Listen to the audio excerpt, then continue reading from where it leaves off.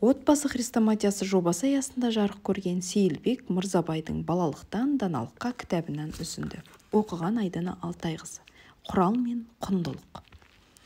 Бұл мәселе қазір кез келген ата-ананың басындағы негізгі проблемаға айналды. 20 ғасырдың басында әлем жаппай сауатсыздықпен күресті. Адамзатты қараңғылықтан алып шығу үшін жазу, сызу үйретіп, өнер мен білімге, ғылымға баулыды. Зұлымдықтың бәрі әріп танымаудан басталады. Ғылым мен білім салтанат құрса, жер бетінде қой үстіне бозторғай жұмыртқалаған мамыржай заман туады деген ұран кез келген қоғамның көкірегін қыздырып жатты. Әрине, надандықпен күрестен асқан қайырлы іс жоқ. Алайда, ғылым мен білім жұрт ойлағандай мәселенің бәрін түбірімен шеше ала ма? Сауатты адам рейтингі бойынша Қазақстан әлемдегі алғашқы ондыққа кіреді. Жұрттың 99,8% хат таниды. Бір қызығы, азғындық рейтингі бойынша да көш бастаймыз. Дүниежүзілік денсаулық сақтау ұйымының статистикасын алсаңыз, Қазақстан суицидтен әлемдегі алғашқы ондыққа кіреді. Жасөспірімдер арасындағы суицид пен ерте жүктіліктен 3-ке, аборт саны жөнінен де 10-қа паналаймыз. Жемқорлық деңгейінен Орта Азияда көш бастаймыз. Бір қарағанда біз үшін Европа мен Америка ғылым мен білімнің арқасында бүкіл проблемадан құтылып, мамыржай өмір сүріп жатқандай көрінеді. Бірақ олай емес. Олар да өмірден түңілу, торығу, депрессия, экзистенция вакуумы, фрустрация сияқты кеселдерден көз ашпайды. Әлгі директор ханымның тұйыққа тірелген проблемасын күллі адамзатқа ортақ проблема десек те болады. Оны ата-аналардың бізге жазған хаттарынан да байқаймыз. Күн сайын оқиғасы бір-бірінен ұқсас 10-даған хат келіп түседі. Бала тәрбиесінде тығырыққа тірелген ата-ана енді қайтсем деп зар жылайды. Балам оқысын, тоқысын, өнерлі, білімді болсын деп апармаған жерім жоқ. Арнайы мектептерде де оқыттым. Түрлі үйірмеге қатысты. Қымбат болса да жеке репетитор жалдадым. Соңғы ақшама кітап алдым. Аудандық республикалық олимпиадаларға сүйредім. Заман талабы деп 7 жасынан ағылшынша оқыттым. Математика мен физикаға бердім. Қысқасы бүкіл күш-қуатымды, ақшамды, уақытымды сарқып жұмсадым. Енді адам бола ма дегенде, деп жүргенде баламның түрі мынау. Қарапайым нәрсені қақпайды. Ештеңеге қызықпайды. Ештеңеге икемі жоқ. Алдағы аңдығаны сотка. Қолы босай қалса компьютер ойнайды. Сонда менің берген білімім, оқыған ғылымы қайда? Неге сонша санасыз боп қалды? Еңбегімнің бәрі құмға сіңген судай еш кеткеніме деп уайымдаймын, деп ашына ақтарылады. Енді осы мәселені талдайық.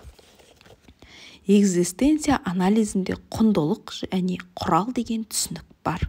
Мысалы, математика, физика, химия, шет тілі сияқты пән атауларының бәрі құралға жатады. Ал ата-анасын сағыну, біреуді қайғысына ортақтасу, көңіл айту, біреудің қуанышын бөлісу, жауапкершілік арқалау сияқты дүниелерді құндылыққа жатқызамыз. Яғни, ар-ұят, махаббат, уәдеде тұру, еркіндік, жауапкершілік, кешірім, тәубе сияқты адами қасиеттері экзистенциялық қабаттан тұрады. Құрал адамның интеллектісін дамытады. Құндылық экзистенциясына жауап береді. Сондықтан құралға мектеп жауапты, құндылыққа ата-ана жауапты. Баланың кеудесін құндылыққа толтырумен ата-анасы айналысуға тиіс. Балаға құндылық бермесең, өсе келе санда бар, сапада жоқ қуыс кеуде типке айналады. Оны ғаламда экзистенция вакуумы дейді. Экзистенция вакууміне түскен балада 2 түрлі проблема байқалады. Біріншіден, ол өнер, ғылымға икемсіз болып қалады. Көп ата-ананың түсінбейтін жер осы. Арманы жоқтың дәрмені жоқ. Құсты қанаты ұшырады, баланы талап ұшырады деген. Кеудесінде арман мұраты жоқ бала ғылым оқып, өнер үйренгісі келмейді. Екіншіден, ғылымға икемді, өмірге икемсіз келеді. Бұны экзистенциализм мен интеллектуализмнің жекпе-жегі деп атайды. Директордың мысалы осыдан шығады. Ол кісі баласына интеллектуалды білім берумен ғана айналысқан, яғни құрал. Оның нәтижесінде ұлы өнер ғылымға жүйрік болып шықты. Бірнеше тілде еркін сөйлейді, математика мен физикаға жүйрік, модерн заманның бүкіл ақпаратын хабардар.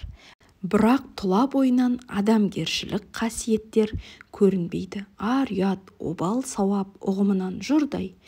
Кие қасиет, құндылық, әулие деген түсініктерге ескінің сарқыншағы деп қарайды.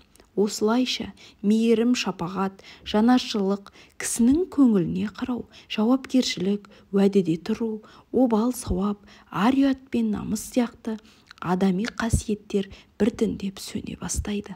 Адам тірі роботқа айналады.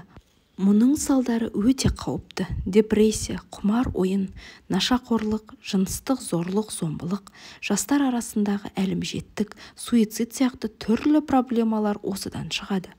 2012 жылы ағылшын тілін үйрететін курс ашып, бала оқыта бастадым. Курстың басты қағидасы мынау: 10 жасқа толмаған балаға шет тілі үйретпеймін. Ата-аналар себебін түсінбей, неге қабылдамайсыз деп таңдана сұрайды. Себебі бала 10 жасқа дейін ана тілін меңгеріп, бойына жалпы адамзаттық құндылықты сіңіру керек. Көкірегіне құндылық жинап өскен бала өнер білімге құштар келеді. 2013 жылы бір кісі мені Түркістаннан арнайы іздеп келді. Қасында 9 жасар ұлы бар, есімі Ибрагим. Соны оқытпақ болды. Бірақ баласы тым жас екен. Әлі 1 жыл бар, келесі жылы алып келіңіз дедім. Әкесі қояр да қоймай курсқа қабылдауды сұрады. Мен бір ғана шартпен келістім. 1 күн оқытайын.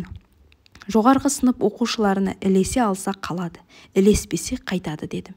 Әкесі келісті. Ертесіне оқу процесі басталды. Күтпеген жағдайға куә болдым. 9 жастағы Ибрахим өзінен 3-4 жас үлкен балаларды оп-оңай басып озды. Ибрагимнің әкесі құрылыста нәпақасын тауып, отбасын асырап отырған шаруа адам. Анасы үйде отырған келіншек. Бірақ ол қарап жатпай, баласының кеудесіне ізгіліктің дәнін еге беріпті. Bir күні Ибрахим: "Ағай, бүгін дастарханға батаны мен берейінші" деді. Елең ете қалдым. "Бата білесің бе?" дедім. Сөйтсем, түр-түрін біледі екен. Дастарханға бата, жолға бата, тіпті 2 жасқа берілетін батаны да жаттап алған. 40 шақты жаңылтпашты мүдіртпей жатқа сөйлейді. Бұл бергі жағы. Шешесі Ибрагимге 7 жасында Алпамыс батыр жырын жаттатқан. Күнде қасына отырып 2-3 шумақтан қайталап оқи берген. Әріп танымайтын бала жырды құлақпен естіп жаттайды. Осылайша құймақ-құлақтыққа баулған. Ағылшын мәтіндерін қазақшаға аударғанда әуесің келеді. Сөздік қоры бай, ал 8-9 сынып оқитын өзге оқушылардың сөздік қорына қарап қарның ашады. Тілдері жұтаң. Сол жылдары агент деген әлеуметтік желінің дәурені жүріп тұрған. Жастардың агенттегі коммуникациясы привет, норм, нестеватсың, жатқан, отқан, пока деген сияқты сөздермен шектелген. Лексикондары тым қарабайыр. Бұл көрініс менің құрал мен құндылық жайлы ұстанымды нықтай түсті. Екеуі расымен 2 бөлек дүние. Балаға тіл үйретумен қатар кеудесін құндылыққа толтыру қажет екен. Осы оқиғадан соң оқу әдістерімді өзгерттім. Ағылшын тілі үйрету курсын қайта жасадым. Ол келе-келе тілмен бірге құндылық үйрететін оқукен English лагеріне айналды. Балалар тек ағылшын оқымайды, ана тілінде өлең оқып, жаңылтпаш айтып, жыр жаттайды. Жырды кітаптан оқып емес, құлақпен естіп жаттауға үйреттім. Қиса оқытып сөздік қорын байыттым. Бұл әдіс көп күттірмей жемісін берді. Жыр мен жаңылтпаш баланың шет тілі мен математика, физикаға зейінін ашып, қабілетін күшейтіп жіберді. Мұны адамның соматикалық денесінің қалыптасуындағы құбылыстармен түсіндірсе болады. Баласының денсаулығын ойлаған ата-ана оған неше түрлі тамақ береді. Сәбіз же, бойың өседі. Ет же, гемоглобинің көп болады. Алма же, құрамында темір бар деп неғұрлым көп дәрумен беруге тырысады. Өйткені ағза дұрыс жетілу үшін дәруменнің бір түрін ғана емес, барлығын тұтыну қажет. Ал бүгінгі ата-ана баласын математика мен ағылшынға ғана баулай беріп, ең негізгі әрі қуатты болмыстық дәрумендерді, яғни құндылықпен сусындатуды ұмытып кетеді. Құрметті мұғалімдер, ата-аналар, дәл осындай іспетті неше түрлі тақырыпта қисса дастан оқылатын болады. Каналға тіркеліп, міндетті түрде қоңыраушаны басып кетіңіздер.